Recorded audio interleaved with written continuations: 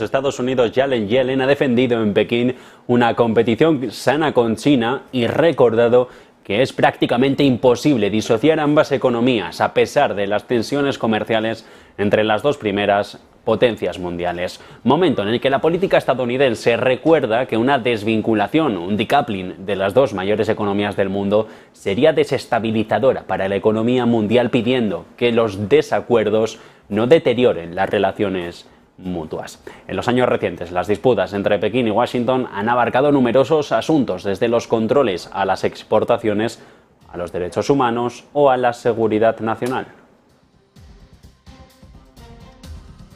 Y mientras tanto, más tensión entre Taiwán y China. Ahora es la isla la que cuestiona la capacidad de Pekín para hundir un grupo de portaaviones de la Armada estadounidense.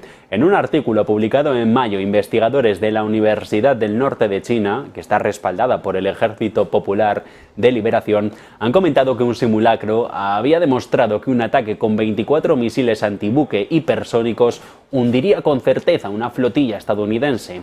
Pero ahora los funcionarios de Seguridad Nacional de Taiwán han desestimado los hallazgos y dicen que las réplicas de la simulación con parámetros realistas dan otros resultados que son drásticamente diferentes. Bueno, y los países de la OTAN aún no han acordado qué le van a ofrecer a Ucrania en la cumbre de la Alianza en Vilna la semana que viene, escribe The Washington Post. Mientras tanto, la oficina del presidente polaco ha anunciado que ya va a proponer elevar las relaciones entre Ucrania y la OTAN del nivel de una comisión a un consejo. Ucrania no va a poder convertirse en miembro de la alianza mientras se desarrollen las hostilidades, la guerra en su territorio, según un comunicado de los últimos días del propio Ejecutivo de Varsovia, y esto cuando la Unión Europea sigue discutiendo todavía el uso o no de activos rusos para la reconstrucción. Son las palabras que ha pronunciado el primer ministro checo en la previa a esa jornada en Lituania que arranca el martes que viene. Bueno, y la presidenta del Banco Central Europeo, Christine Lagarde, que no quiere quedarse con los brazos cruzados si las empresas y los empleados se niegan a aceptar los efectos de la inflación. Hoy la supervisora de Frankfurt ha asegurado en una entrevista con el periódico regional francés La Provence que no durará en actuar si los funcionarios ven un aumento simultáneo tanto en márgenes como en los salarios de las empresas. Es decir, que ni las empresas acepten menos beneficios por la inflación, ni los empleados acepten menos salario por la subida generalizada de los precios. Lagarde ha dado a entender que los funcionarios del BCE quieren saber si las compañías van a aceptar o no la reducción de los beneficios para compensar a los trabajadores o si va a haber un aumento doble, aumento de márgenes y aumento de salarios. El mercado de la vivienda, que por cierto se desploma en el Reino Unido, allí los precios están cayendo a su ritmo anual más rápido desde 2011, a medida que el mercado inmobiliario se tambalea ante el aumento de los costes de endeudamiento. El coste medio de la casa ha caído para los británicos un 2,6%, respecto al año anterior. Los precios ceden una décima solo el mes pasado, la tercera caída consecutiva. Especulación de que el Banco de Inglaterra va a tener que seguir subiendo los tipos de interés para controlar a la inflación, con unos tipos que se esperan ya que para finales de año puedan estar en el entorno del 6,5%. Y mientras se acelera la independencia de la industria tecnológica en Europa con el anuncio que ha hecho a primera hora de este viernes Broadcom. La de Chips anuncia que instalará en España una planta de fabricación de semiconductores que promete ser única en Europa y que conllevará una inversión de unos 900 millones de euros. Lo hará aprovechando el marco de los fondos europeos, los PERTE, en el chip concretamente que ha puesto en marcha el gobierno de Sánchez, siguiendo los principios de la Ley Europea de Semiconductores.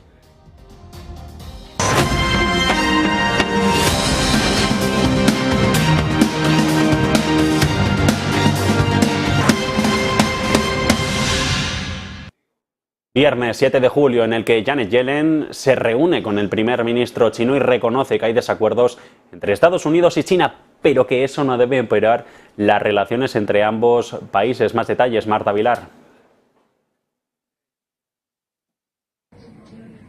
Esta semana era la semana del viaje de Janet Yellen, la secretaria del Tesoro de Estados Unidos, a China, y efectivamente ya tenemos declaraciones de Yellen allí. Asegura, entre otras cosas, que haya desacuerdos entre Estados Unidos y China, pero aún así insiste en que eso no debe empeorar las relaciones entre ambos países. Dice, no debemos permitir que ningún desacuerdo entre Estados Unidos y China empeore las relaciones. Dice también que un conjunto de reglas justo, dice Yellen, puede beneficiar tanto a Estados Unidos como a China con el tiempo. Y además también insiste en que una competencia saludable es lo que está buscando Estados Unidos, y que además esa competencia debe ser una en la que el ganador no se lo lleve todo. Da la sensación entonces de que Janet Yellen, bueno, pues insiste en cordialidad con los chinos, pero eso sí, desde la distancia, y recalcando que hay diferencias entre ambos países. Bueno, esto es lo que ha dicho el bando estadounidense, pero también ha hablado el chino. El primer ministro de aquel país, Li Qiang, se ha mostrado confiado en que las relaciones entre Estados Unidos y su país recuperen toda la buena sintonía. Palabras que ha seguido Eva Villanueva. ¿Qué tal? Muy buenas tardes.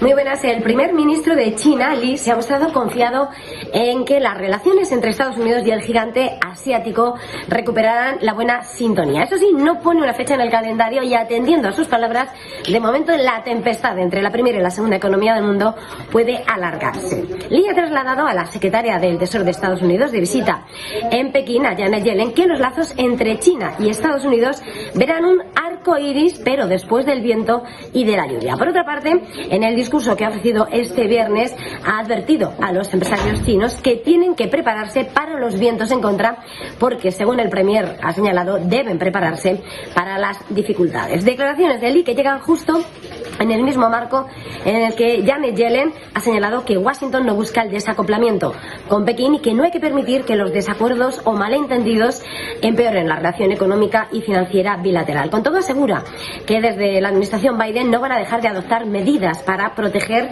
su seguridad nacional. Además, han mostrado su preocupación por los nuevos controles de exportación de China sobre minerales críticos para los semiconductores y por el uso de acciones punitivas por parte de China contra empresas estadounidenses. Gracias, Eva. El caso es que hay más tensión que crece entre Taiwán y China. Ahora es la isla la que cuestiona la capacidad de Pekín para hundir un grupo de portaaviones de la Armada estadounidense. En un artículo publicado en mayo, varios investigadores de la Universidad del Norte de China, que está respaldada por el Ejército Popular de Liberación, dijeron que en un simulacro se había demostrado que un ataque con 24 misiles antibuque hipersónicos podría hundir con certeza una flotilla estadounidense. El caso es que ahora funcionarios de seguridad nacional taiwaneses han desestimado todos estos hallazgos y dicen que las réplicas de la simulación con parámetros realistas dan otros resultados drásticamente diferentes. Unos resultados que muestran que solo poco más de 2 de los 6 barcos de la Marina estadounidense se hundirían en lugar de los casi 6 que aseguraban en su día los investigadores chinos. Y esto mientras que en Estados Unidos pasan a la ofensiva y ahora son los inspectores de allí los que dan luz verde a la nueva ronda de controles de auditoría de las empresas chinas que cotizan en Wall Street. Las últimas inspecciones, dirigidas por la Junta de Supervisión Contable, son parte ya de un acuerdo previo entre Washington y Pekín para poner en marcha este tipo de controles rutinarios. Las demandas de Washington de acceso a las auditorías de las empresas chinas siguen a una disputa de largo recorrido sobre los cumplimientos de las cuentas de las cotizadas chinas que cotizan en Wall Street, y las autoridades se han mostrado ya reacias a permitir que los reguladores extranjeros puedan inspeccionar las firmas contables nacionales chinas. Esto también cuando se lanzan las alertas en Alemania, ahora es Berlín, donde se asegura que están siendo espiados, o al menos se les ha espiado por parte de autoridades rusas y chinas. La mayor parte de los datos recopilados, dice el gobierno de aquel país europeo, relacionados con el ejército germano. Acusaciones sobre estos espionajes, mientras que los países de la OTAN aún no han acordado qué ofrecer a Ucrania. Lo adelantábamos en sumario en la próxima cumbre de la Alianza en Vilna, el 11 y el 12 de julio, según The Washington Post. Mientras tanto, la oficina del presidente polaco, Andrzej Duda, ha anunciado en las últimas horas que va a proponer elevar las relaciones entre Ucrania y la OTAN del nivel de una comisión a un consejo. No podrá convertirse en un miembro, dicen, eso sí, mientras siga habiendo guerra en el territorio. Y esto cuando todavía la Unión, en ello iremos en unos instantes, sigue todavía viendo qué hacer con los activos rusos para poder acelerar y destinarlos a la reconstrucción de Ucrania. Un tema simple que desde el punto de vista legal, dice el primer ministro de la República Checa, es un problema, pero que también se está llevando a cabo aquí intensas negociaciones. Una Europa que cree ahora que las sanciones de la Unión contra Rusia por la invasión de Ucrania van a aumentar con el tiempo y que tendrán un impacto creciente a largo plazo en la economía de Moscú. Un informe sobre el impacto de las sanciones elaborado por la Comisión Europea insiste en que estos efectos se intensificarán aún más con el tiempo, ya que las medidas tienen un impacto estructural a largo plazo en el presupuesto. Los mercados financieros, la inversión extranjera, la base industrial de la tecnología de China, sobre todo esto habla el documento en el que se recalca que las sanciones han degradado significativamente la capacidad industrial y tecnológica de Rusia. Y si ahora lo que se discute también es la futura entrada de Suecia en la OTAN, Finlandia, que no lleva ni 3 meses, ya presenta los primeros desacuerdos entre la población a cuenta de los movimientos de la Alianza Atlántica. Los finlandeses están divididos sobre tener bases permanentes de la OTAN en su territorio, mientras que la mayoría marca una línea roja sobre las armas nucleares. Eso sí, hay un alto apoyo continuo a la membresía del país al bloque. A pesar de la opinión pública, el gobierno actual de este país ha decidido hacer de la protección nuclear de la OTAN una parte, dicen, elemental de la política de seguridad de Finlandia. Y lo han podido escuchar aquí, ver aquí en Negocios Televisión. Ya no es solo el líder de los Wagner, ya no es solo que el líder de los Wagner, Yevgeny Prigozhin, esté en Rusia, concretamente y según medios de aquel país, en San Petersburgo, sino es que sus militares a sueldo no han visitado todavía, y 2 semanas después del motín fallido, el campamento que se les ofreció por parte del gobierno de Alexander Lukashenko. Un asesor del ministro de Defensa de Bielorrusia ha desvelado en esta mañana que nadie del grupo Wagner ha visitado aún el campamento en desuso que el presidente ofreció para los mercenarios. No han venido ni han mirado, ha dicho este alto diplomático del país. Según los términos del pacto negociado por Lukashenko para poner fin al motín armado el pasado mes, el jefe de los Wagner, Prigozhin, debía trasladarse a su país junto a aquellos de sus combatientes que no desearan firmar con el Ministerio de Defensa ruso de momento. Y según medios de aquel país, Prigozhin, el líder de los Wagner, está en San Petersburgo y sus soldados de momento no han ido a los campamentos que les ofreció Bielorrusia. Recordemos que también en la última semana desde el motín han sido 10.000 los soldados rusos que se han adherido a las fuerzas públicas del Kremlin. No se ha especificado por parte del Ministerio de Defensa ruso, eso sí, si son de los Wagner o no. Un contexto en el que Rusia se mantiene expectante ante la reunión de este viernes del presidente de Ucrania, Volodymyr Zelensky, y el turco Recep Tayyip Erdogan. Veremos qué sucede a lo largo de toda esta tarde. Eva Villanueva. Rusia se mantiene expectante ante la reunión que este viernes mantienen el presidente de Ucrania, Volodymyr Zelensky, y el de Turquía, Recep Tayyip Erdogan. El portavoz del Kremlin, Dmitry Peskov, acaba de señalar que en Moscú van a seguir muy de cerca el resultado de las conversaciones entre ambos mandatarios. Unas conversaciones que se espera que giren en torno al conflicto bélico y, por supuesto, en torno al acuerdo del grano del Mar Negro. Recordemos que el acuerdo de cereales, que está a punto de expirar en torno al 17 de julio y que Moscú no ve factible prorrogar por considerar que no resulta adecuado a sus intereses, se consiguió bajo el auspicio de Turquía y de Naciones Unidas. Pendiente, por tanto, Moscú de ese encuentro y sobre las informaciones que apuntan a que el turco se reunirá también con Vladimir Putin. Peskov ha señalado que no se excluye una reunión entre el presidente turco y el ruso, pero que aún no se ha determinado la fecha. Gracias, Eva. En cualquier caso, trabajos acelerados en Bruselas para, según Bloomberg, reducir el alcance de los controles de exportación que China anunció hace una semana sobre los 2 metales críticos utilizados en semiconductores, vehículos eléctricos o paneles solares, el galio y el germanio. De esta manera, Europa quiere asegurarse de que las restricciones a la exportación de 2 metales se basen en claras implicaciones de seguridad y cumplan con las reglas de la Organización Mundial del Comercio. Las nuevas regulaciones chinas requieren que las empresas obtengan licencias para envíos extranjeros de metales, lo que les da a los funcionarios cierto control sobre cuánto será de estricta en la práctica esta nueva legislación. Si bien China le ha comentado a la Unión que parte de estas medidas se tomaron con motivo de la seguridad nacional, aunque el gobierno holandés ya ha publicado nuevos controles que van a dificultar el acceso de las empresas chinas a equipos críticos para la fabricación de microchips. Y esto también entre las palabras del gobierno de China, concretamente del primer ministro Li Qiang, en la que se compromete a no perder el tiempo en la implementación de un lote de políticas específicas para fortalecer la recuperación de la economía tras la pandemia. Esto con un gobierno en una etapa crítica de recuperación y mejora industrial. Desde la televisión estatal del país se alerta de que se debe implementar rápidamente una serie de medidas específicas, integrales y además bien coordinadas para dos objetivos: estabilizar el crecimiento y el empleo por otro lado, mientras se previenen los riesgos, aunque no se han detallado más medidas. Para fomentarlo, Li quiere establecer un sistema de comunicación regular entre el gobierno y el sector privado o las empresas extranjeras para mejorar lo que se describe como un proceso científico a la hora de tomar las decisiones. Y tensiones también que se abren en el Golfo Pérsico después de que Estados Unidos acusara a Irán de intentar incautarse de nuevo dos buques petroleros, uno de ellos propiedad de la estadounidense Chevron.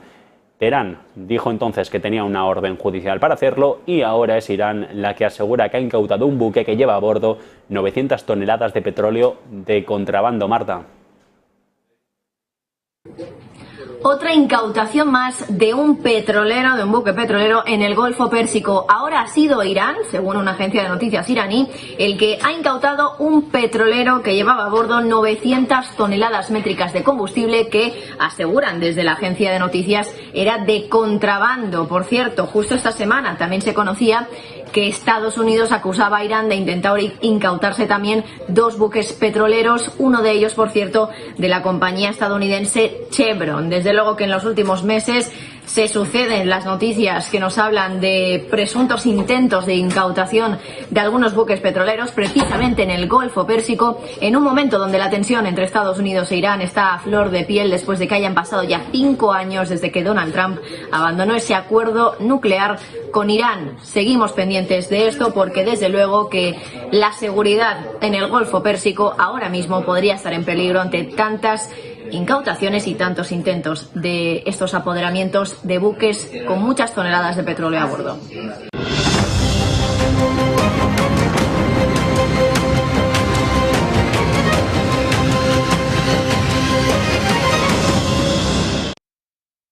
Con la llegada de España a la presidencia rotatoria de la Unión Europea, la ministra para la Transición Ecológica, Teresa Ribera, ha dado un giro a la negociación de la reforma del mercado eléctrico.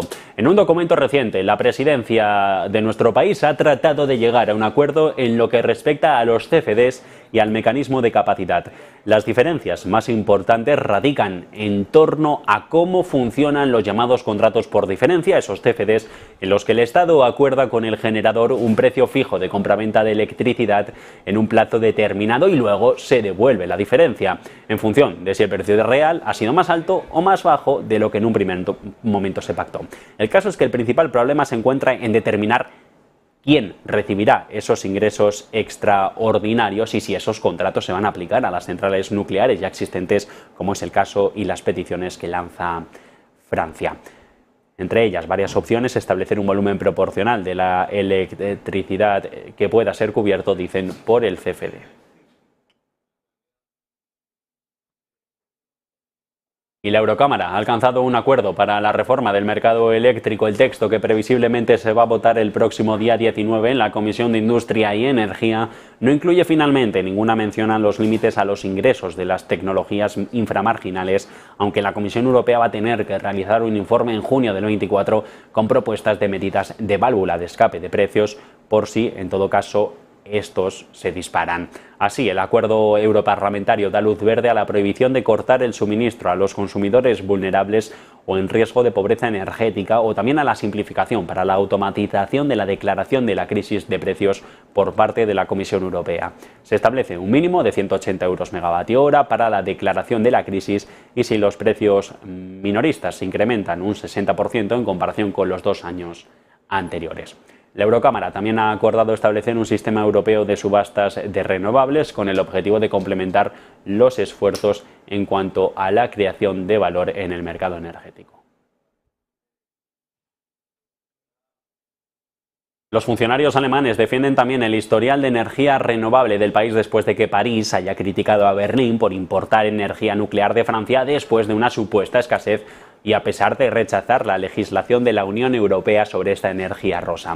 Francia y Alemania se han enfrentado repetidamente en estos últimos meses sobre el estado de la energía nuclear en el ecosistema energético comunitario, con Francia dependiendo en gran medida de la energía nuclear, viéndola como una fuente de energía sostenible, mientras que Alemania, que se desconectó de su red este mismo año, no lo hace. La disputa sobre esta energía rosa ya se desencadenó después de que fuera el ejecutivo de Olaf Scholz el que se opusiera al impulso de Macron para que el hidrógeno fuera producido a partir de energía nuclear y que éste estuviera exento de los objetivos de combustibles renovables planificados por la Unión Europea, aquella taxonomía verde del bloque comunitario.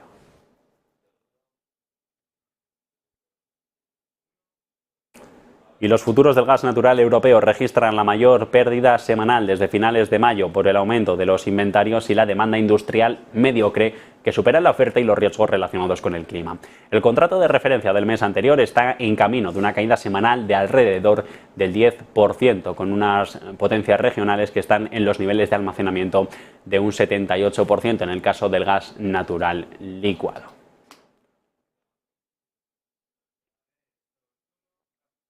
Y según un informe reciente de Bloomberg, la demanda en el mercado eléctrico del Consejo de Fiabilidad Eléctrica de Texas, que cubre la mayor parte del estado, ha batido récord a diestro y siniestro. El 26 de junio la demanda alcanzó los 80 gigavatios, superando el récord anterior de julio del 22, un nuevo récord que se batió al día siguiente cuando la demanda alcanzó los 81. El caso es que los precios, que son notoriamente volátiles en este estado estadounidense, se han disparado, han alcanzado casi los $5.000 por megavatio hora y el valor de la electricidad negociada para el día ha superado los $1.000 millones.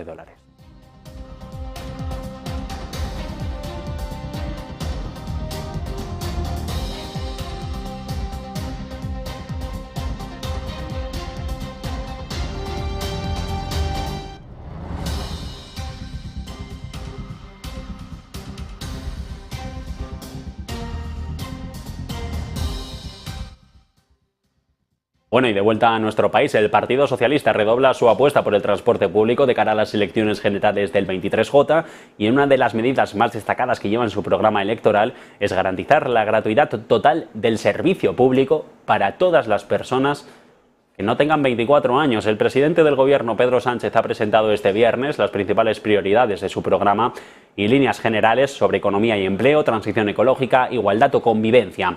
Además de la financiación del transporte público, se destaca, por ejemplo, la gratuidad en las matrículas universitarias a los estudiantes que aprueben, eso sí, toda la primera. Lagarde, la presidenta del Banco Central Europeo, que no quiere, dice hoy, quedarse con los brazos cruzados si las empresas y los empleados se niegan a aceptar los efectos de la inflación. Hoy es la supervisora de Frankfurt la que ha asegurado en una entrevista con el periódico regional francés La Provence que no durará en actuar si los funcionarios ven un aumento simultáneo, tanto en márgenes como en salarios de las empresas. Es decir, que ni las compañías acepten menos beneficios por la inflación, ni los empleados acepten menos salario por la subida de los precios. Lagarde ha dado a entender que los funcionarios del BCE quieren saber si las compañías aceptarán una reducción de los beneficios para compensar a los trabajadores o si se va a ver un doble aumento en márgenes y en salarios. Según Lagarde, un aumento simultáneo en ambos frentes alimentaría los riesgos de inflación y dice no nos quedaríamos cruzados frente a tales riesgos.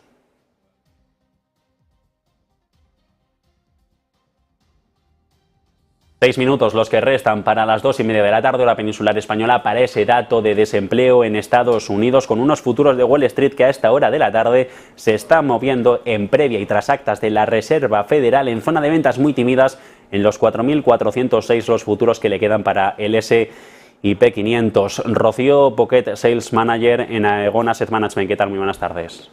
Buenas tardes. Bueno, ¿qué se espera de ese dato y cómo afectará a los mercados financieros? Porque de momento parece que no hay un gran movimiento tras haber conocido ese ADP que dejaba un repunte de más del doble de lo estimado por el mercado. Sí, al final el mercado, lo que estamos viendo desde hace ya meses es que como que no es realista, ¿no? Al final la economía americana sigue tirando. Llevamos nosotros desde Aegon Asset Management ya muchos meses diciendo que hay una fortaleza en el mercado laboral y prueba de ello es el informe que demuestra con los datos de ayer que hay muchísimo más empleo que se ha creado del que el mercado está esperando, ¿no? Hoy saldrán los datos oficiales, por así decirlo, y esperamos que estén en línea con el informe que se publica ayer. No obstante, puede que la sorpresa no sea tan amplia como en el informe de ayer, pero sí que esperamos una sorpresa positiva para demostrar que el mercado laboral americano va a otro ritmo diferente al que el mercado está esperando y que sigue en línea con esa acta de la Fed en la que muchos de los gobernadores ya dejaron claro que ellos querían otra subida más de tipos de interés, forzando también a la Reserva Federal a que en la próxima reunión, en un par de semanas, publique ya anuncie esa subida de tipos. Contrario a las nóminas privadas que se conocían en la jornada de ayer. ¿Disculpa? Sí, sería un dato completamente a la contra de esas nóminas privadas que no daban cuenta de ese enfriamiento del mercado laboral a pesar del endurecimiento de política monetaria de la Fed. Exacto, lo que estamos viendo es que a lo largo de los últimos meses la política de la Reserva Federal de subir tipos al final no ha tenido el efecto deseado en el mercado laboral y por consiguiente también en la inflación, porque al final una mayor presión de los datos de empleo, y también habrá que ver cómo evoluciona ese ingreso, esa nómina por hora trabajada, sigue presionando los precios a la alza y por lo tanto alejan esa inflación objetiva del 2% que tiene la Fed. Sales Manager en Aegon Asset Management, muchas gracias por haber atendido a Negocios Televisión y que tengan un buen fin de semana.